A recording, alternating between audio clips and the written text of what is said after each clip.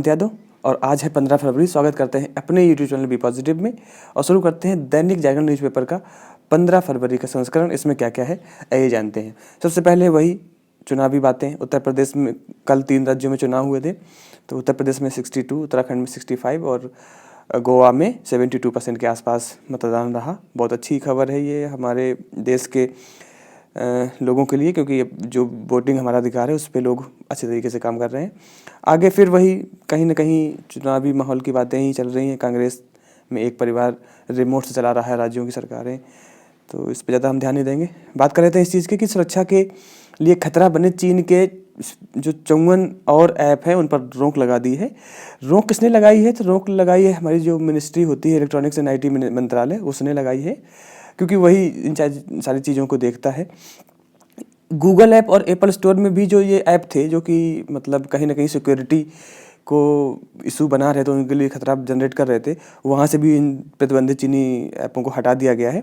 App कौन कौन से हैं ये एक बार आप देख लीजिए।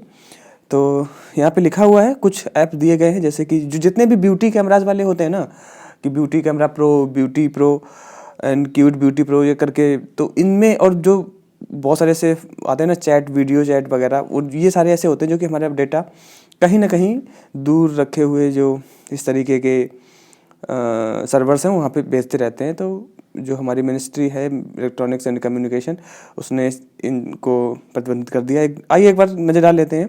Beauty camera, Tencent driver, moon chat, wing, connect now, fan chat, video calling editor, MP3 cutter, barcode scanner.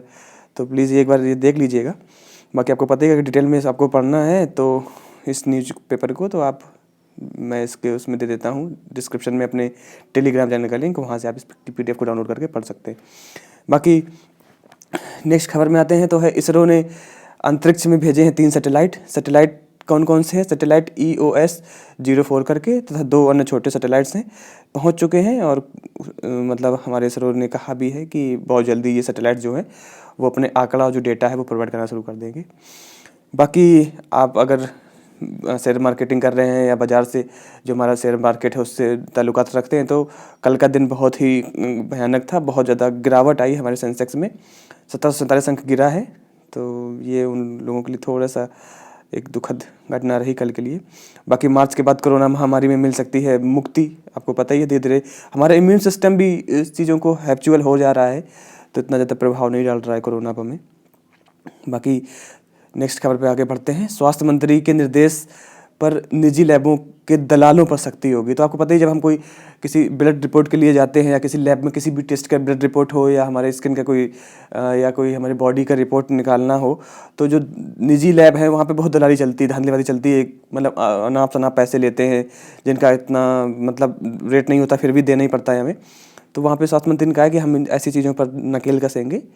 तो एक छोटी सी खबर थी। बाकी आगे बढ़ लेते हैं। आगे है दिल्ली पुलिस के कर्मी नेम प्लेट अब लगाएंगे ऊपर एक नया चिन्ह। तो ये आप देख रहे हैं कि चिन्ह आया है। तो जो दिल्ली पुलिस के कर्मचारी हैं वो नेम प्लेट के ऊपर ये इस तरीके का और लोगो लगा के रखेंगे। जैसे होता नहीं कैप में हमारा अशोक स्तंभ एम्बलम, हर एक उसका कोई भी डिफेंस फोर्सेस का एम्बलम बना होता है उसके ऊपर, तो ऐसे ही अब नेम प्लेट के साइड में भी इस तरीके का रखेंगे वो लोग। बाकी अभी आपको पता है कि मौसम ठीक होने लगा है, सर्दी का प्रकोप पहले से कम हो रहा है। इसके बाद है RTI अधिनियम के दायरे में लाए जाएंगे मदरसा और वैदिक पाठशालाएँ। तो आपको पता है कि RTI कानून जो 2009 से हालांकि मांग 2005 से शुरू हुई थी, बट 2009 से पूरी तरीके से लागू हो गया था। हम मांग सकते थे RTI एक्ट की कैसे, मतलब RTI का मतलब ये होता है राइट टू इन्फॉर्मेशन, कि हमें अगर किसी भी इंस्टीट्यूशन से या किसी भी एक ऐसी संस्था से हमें कुछ मांगना है या कुछ पूछना है, नॉट किसी संस्था से, हमें किसी जगह के बारे में अगर कुछ पूछना है, तो हम मतलब एक हमारे पास एक प्रावधान है, हमें मतलब कॉन्स्टिट्यूशन ने दिया है, उसके तहत हम उनसे सारी सूचनाएं मांग सकते हैं। उसमें RTI में क्या होता है कि सूचनाएं मांगने का अगर आप जीरोक्स कॉपी मांगना चाहते हैं कि मुझे उसकी एक प्रतिलिपि मुझे मतलब इसके साथ संलग्न कर दीजिए, तो उसका 10 रुपये 15 रुपये जो भी पैसा होता है वो आपको पे करना होता है पहले ही। और आजकल RTI भरना ऑनलाइन हो गया, बड़ा ही सिंपल है। तो अपने इस जो हमें मिला हुआ है राइट, उसका अधिकार, उसका फ़ायदा उठाइए। और जहाँ आपको लगता है कुछ चीज़ें यहाँ पे पूछनी चाहिए, आप इंस्टीट्यूशन से ज़रूर पूछिए। तो ये खबर है कि अब जो मदरसे वैदिक पाठशालाएँ होती हैं उनको भी RTI के अंतर्गत लाया जाएगा, और वहाँ से भी लोग क्वेश्चन पूछ सकेंगे। बाकी कुतुब मीनार का एक पोर्शन है जहाँ पे मुकुट टाइप बना हुआ है, उसको सुधारा जा रहा है। तो आजकल आर्कियोलॉजिकल सर्वे ऑफ इंडिया जो है उसको इस चीज़ के लिए काफ़ी अच्छे से निगरानी कर रहा है। आगे बढ़ लेते हैं नगर खबरों में, तो है जेई मेंस, नीट व सीयू सेट की जल्द जो एग्ज़ाम की तारीखें हैं वो घोषित होंगी। जैसे आपको पता ही है कि 9वीं 10वीं और 12वीं की जो सीबीएसई बोर्ड की परीक्षाएं हैं उनकी तारीख घोषित हो गई है। तो जो हमारा इस तरीके का ऑनलाइन जो बड़ी बड़ी एग्ज़ाम्स होती हैं वो करवाता है एनटीए। एनटीए मतलब नेशनल टेस्टिंग एजेंसी है, जो कि अपना इंफ्रास्ट्रक्चर, अपना सॉफ्टवेयर प्रोवाइड कराती है इंस्टीट्यूशंस को। फिर क्वेश्चन पेपर तो जो लेते हैं वो खुद ही अपना बनाते हैं। तो बोला है कि हम बहुत जल्द ही इस तरीके की तारीखें जल्द घोषित करेंगे कि कब एग्जाम्स होगा, क्योंकि एनटीए ही एक ऐसी एजेंसी है जो कि पूरे भारत में इस तरीके के एग्जाम्स लेती है। जितने भी ऑनलाइन एग्जाम्स होते हैं वो रेदर हमारे स्टेट में भी आजकल कुछ जो पीएससीज हैं वो स्टेट पीएससीज वो भी इस तरीके से लेती हैं ऑनलाइन। तो जितने भी जैसे हमारा क्या कहते हैं सीजीएल के थ्रू जितने भी एग्ज़ाम्स होते हैं वो ऑनलाइन होते हैं, तो वो एनटीए ही कराता है। फिर अगर हम बात कर लें नेट वगैरह के एग्ज़ाम्स जो होते हैं वो या और जो भी एग्ज़ाम्स होते हैं एनटीए ही करवाती है अलग अलग उसके सेक्शंस में। अगली खबर में बढ़ लेते हैं। अगली खबर है राज्यों के रेरा के नियमों में जांच करेंगे केंद्र। देखिए सबसे पहले जान लेते हैं कि इसमें क्या कि आजकल आपको पता है कि कंस्ट्रक्शन काम चल रहा है और उसमें बिल्डरों की अपनी मनमानी चलती है। वो अपने हिसाब से मतलब चीज़ें बनाते हैं, अपने हिसाब से यूज करते हैं। तो अभी केंद्र सरकार ने कहा है, सुप्रीम कोर्ट में एक मतलब याचिका दायर की गई थी, तो उन्होंने कहा कि हम रेरा नियमों को और सुदृढ़ बनाएंगे और हम फोर्स करेंगे राज्यों को कि जहाँ आपके यहाँ पर अगर कोई कंस्ट्रक्शन चल रहा है तो वो रेरा नियमों के मतलब के विरुद्ध ना हो, उनके अगेंस्ट में ना हो, रेरा नियमों के अनुरूप ही हो। अब बात कर लेते हैं रेरा की। तो रेरा एक नियम आया था जिसका पूरा नाम है रियल इस्टेट रेगुलेटरी अथॉरिटी। मतलब इस तरीके के जो निर्माण होता है उसको रेगुलेट करने वाली एक अथॉरिटी है। ये 2016 से लागू हुई थी, तो आप समझ ही गए होंगे रेरा। तो उसमें कुछ नियम बनाए गए थे, उन नियमों का पालन हमें जो भी कंस्ट्रक्शन हो रहा है बिल्डरों को करना पड़ेगा कि कितने औसत से हमें कहाँ कहाँ करना। अगर कोई कंस्ट्रक्शन हो रहा है तो उसके आसपास घर मतलब जो खरीदारी होगी वो कैसी होगी, रोड कैसे होंगे, और मतलब पूरा इसमें बता रखा है। और अगर कोई खरीदारी हो रही है तो जो मतलब जो इंसान खरीद रहा है और जिसका वो कंस्ट्रक्शन वो मकान मालिक मतलब जो जिसका वो रियल एस्टेट है उसके बीच में सारे ओपन ट्रांजैक्शंस होने चाहिए। इस तरीके के बहुत सारे नियम थे। तो कहा गया कि अभी रेरा के जो नियम है उनको जांच करेगी सरकार, केंद्र सरकार की चल रहा सब कुछ चल रहा है कि नहीं चल रहा है। फिर आतंकवाद का समूल नाश और देश में शांति ही सीआरपीएफ का मिशन। आपको पता है कि कल के ही दिन पुलवामा अटैक हुआ था 2019 में। तो कल श्रद्धांजलि देते हुए सीआरपीएफ के जो चीफ थे डीजी, उन्होंने कहा है, महानिदेशक बोलते हैं, कहा है कि सीआरपीएफ का मिशन ही यही है कि समूल देश में नाश कर देना है आतंकवाद का।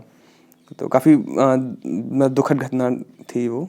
आगे बहुत ऐसी कुछ खबरें हैं जो कि हमारे लिए इतनी इम्पोर्टेंट नहीं है। बलिदानियों को प्रधानमंत्री मोदी के नेतृत्व में देश ने दी श्रद्धांजलि। ये गुजरात में युवाओं कांग्रेस लड़ रही है। तो बाकी आपको पता ही है आ गया चुनाव का, 5 राज्यों में चुनाव हो रहे हैं, सब जगह की बातें हैं, इनमें हम ज़्यादा अपना टाइम ख़राब नहीं करेंगे। कुछ तो ऐसी बातें करते हैं कि पढ़ के हंसी आ जाती है, जैसे योगी बाबा ने माफिया ही कर दिया साफ, अमित शाह जी कह रहे हैं। फिर इसके बाद मैं नशे का मुद्दा उठाया तो मेरा मजाक उड़ाया। इस तरीके से कुछ तो चुनाव के चंद दिन बचे हैं, अभी घोषणा पत्र जारी ही नहीं हुआ है। तो ये अपनी अपनी बातें हो रही हैं यहाँ पे, इसमें अपना टाइम व्यतीत नहीं करते। आप यहाँ पे रिलीजन को भी वोटिंग कास्ट से जोड़ दिया है।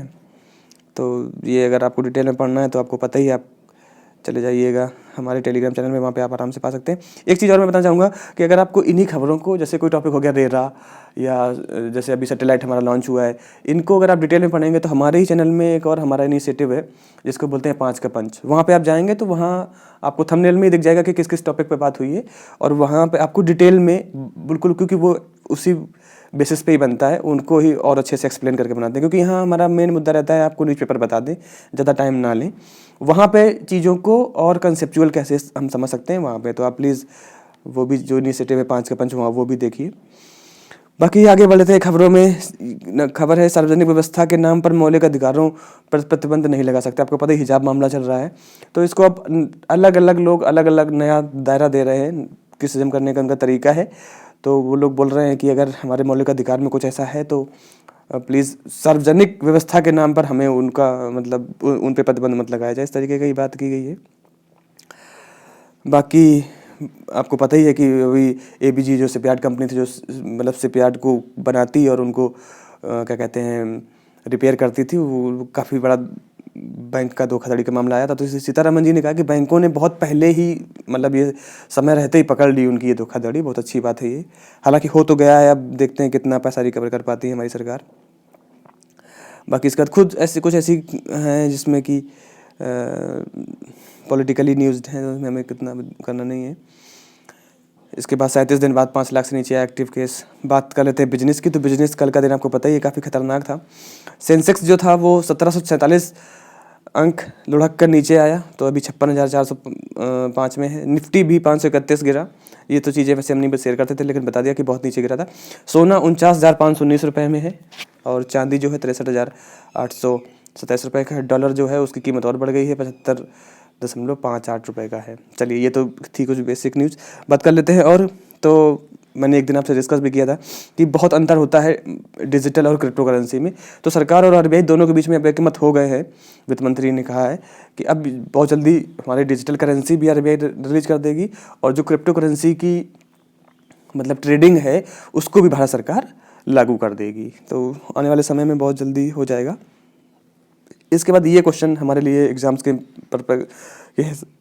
के हिसाब से बहुत इंपॉर्टेंट हो सकता है। तुर्की एयरलाइन के पूर्व चेयरमैन एल्कर एसी थे, उनको एयर इंडिया की कमान दी गई है। एयर इंडिया अब नाउ टाटा एंड सन्स की हो चुकी है, जो कि 1 अप्रैल 2022 से पूरा कमान संभाल लेगी। तो इनको अभी जो तुर्की एयरलाइंस के पूर्व चेयरमैन थे उनको इसकी कमान दे दी गई है। कौन? एल्कर एसी। तो ये पूछ सकते हैं कि अभी जो एयर इंडिया जो कि टाटा सन्स इंडिया बन चुकी है, एयर इंडिया बन चुकी है, उसके जो चेयरमैन हैं वो कौन हैं? तो वो हैं अभी हमारे जो मुख्य कार्यपालक अधिकारी होंगे, या बोल सकते हैं सीईओ, वो हैं एल्कर एसी। ध्यान देना, इनका नाम मैंने यहाँ पे दे रखा है, एल्कर एसी, हालांकि न्यूज़ में भी लिखा है।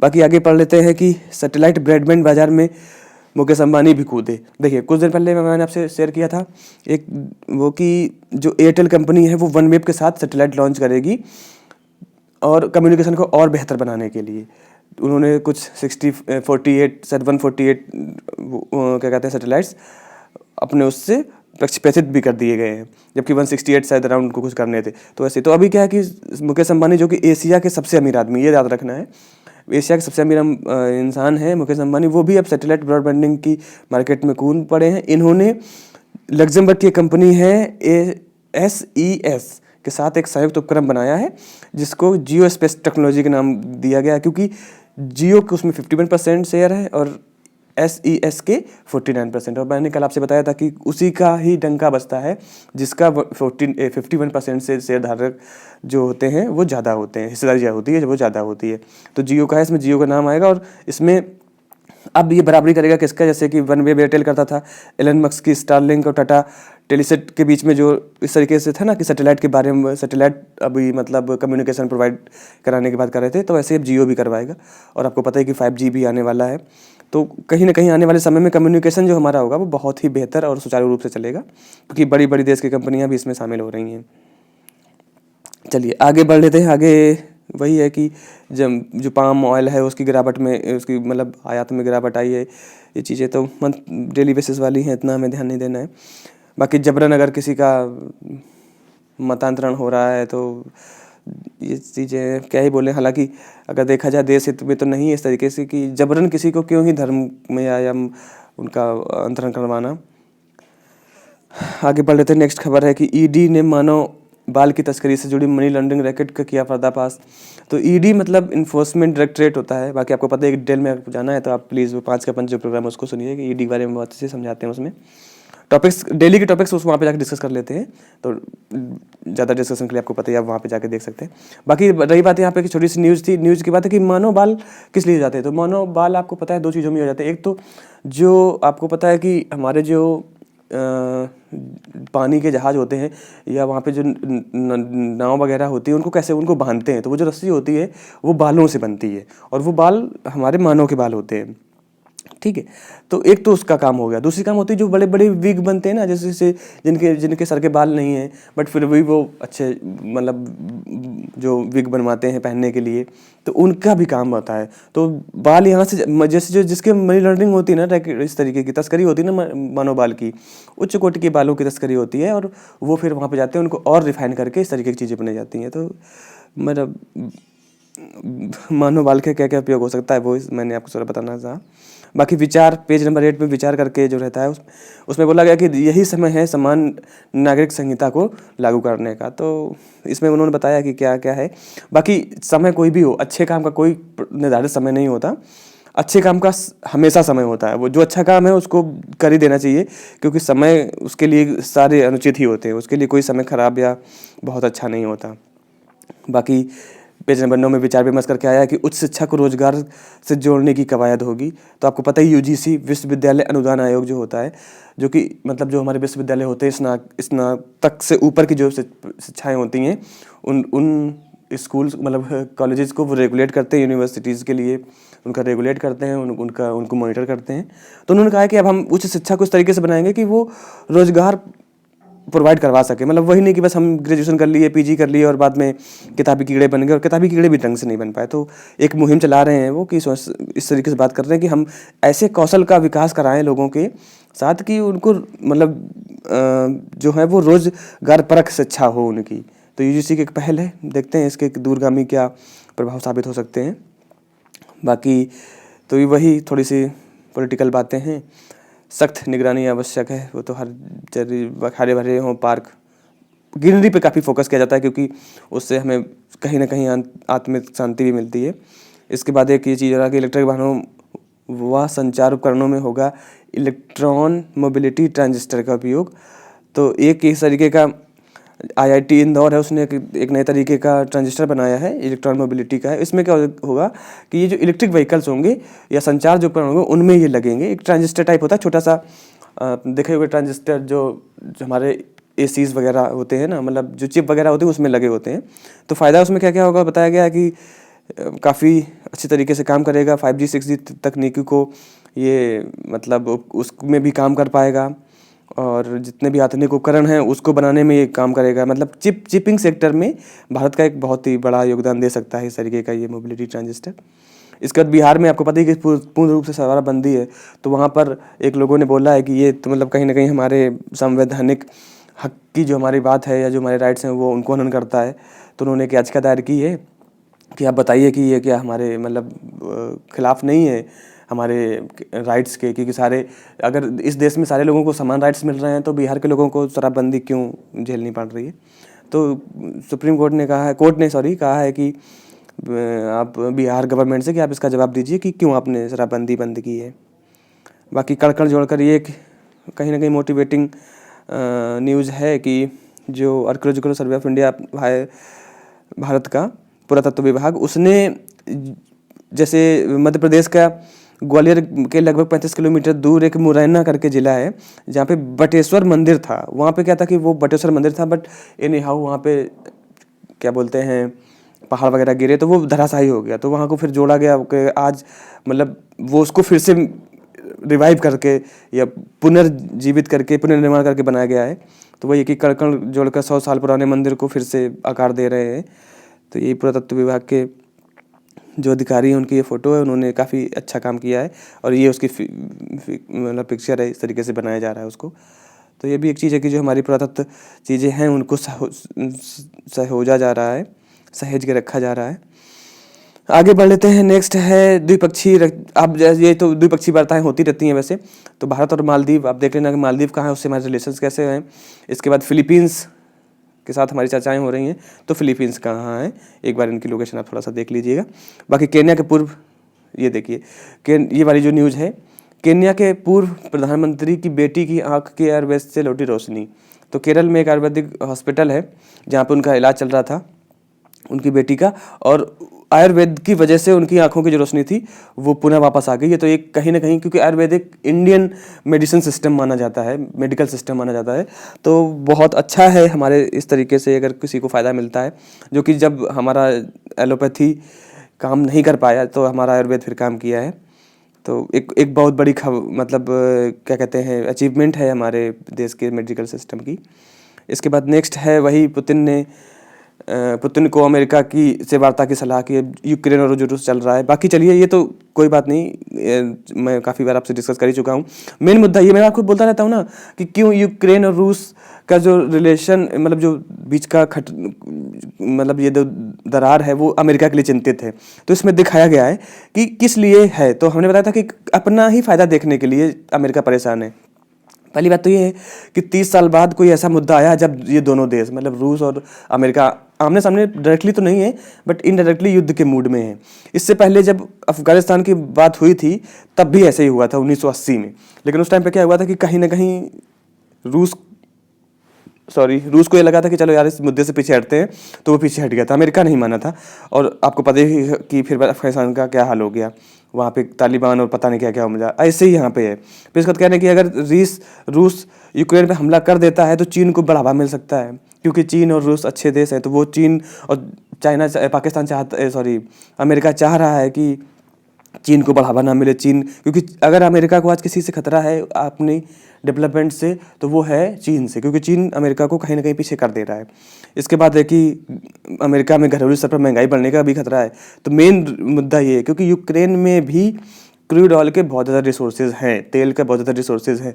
तो बस उसी की वजह से ही कि अगर रूस हमला कर देगा तो वहाँ के तेल की कीमतों को सीधा असर पड़ेगा, क्योंकि यूक्रेन में जो तेल होता है वो फिर अमेरिका को डायरेक्टली मिल नहीं पाएगा। हालांकि यूक्रेन जो है वो नाटो देश नहीं है, बट फिर भी अमेरिका, अब नाटो देश नहीं है तो इसका मतलब डायरेक्टली तो अमेरिका रूस से लड़ नहीं सकता, बट साइड बाय साइड वो बहुत हेल्प कर रहा है। तो आप देख ही रहे होंगे इस जो आर्टिकल है इसने पूरा बता दिया है कि अमेरिका ने सिर्फ अपनी वजह से ही जो यूक्रेन इशू है उसको इतना बढ़ावा दे रखा है।